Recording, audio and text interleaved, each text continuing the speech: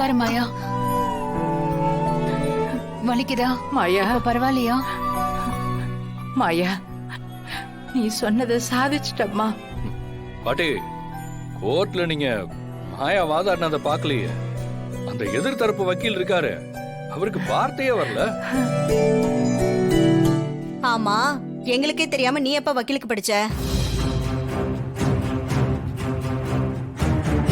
ஏமா இப்ப அதுவா முக்கியம்?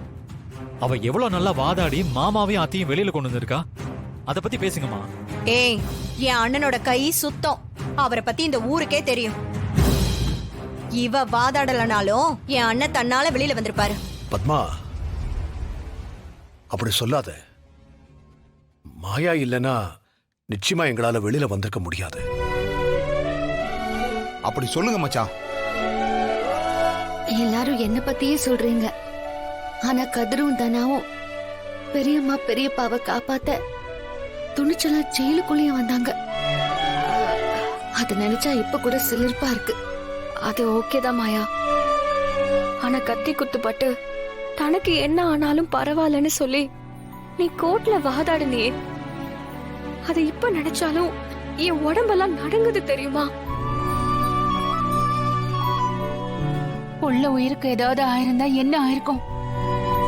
ஏந்தனா, நீயாவது ஒரு வார்த்தை சொல்லிருக்கலாம்ல. இவன் எங்க என்ன சொல்ல விட்டா? சொல்லக்கூடாதுன்னு தான் சத்தியம் வாங்கிட்டாளே.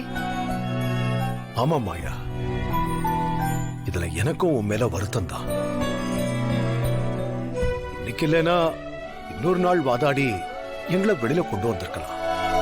எதுக்காக நீ உன்னோட உயிரை பணைய வச்ச? எனக்கும் ஜானகிக்கும் உன்னை இந்த நிலைமையில பாக்குறதுக்கு எவ்வளவு கஷ்டமா இருக்கு தெரியுமா?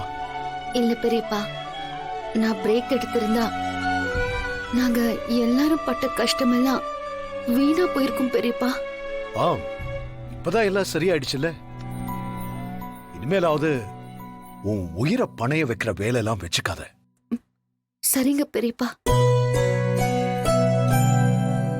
சரி, நீ ரொம்ப களைப்பா இருப்ப, நல்லா ஓய்வெடுக்கணும்.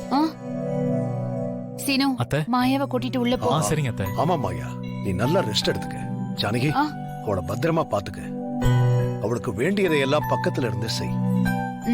சரிங்க. மாயா, எந்திரி மாயா. வா. பாத்துமா. பாத்து மாயா. வா.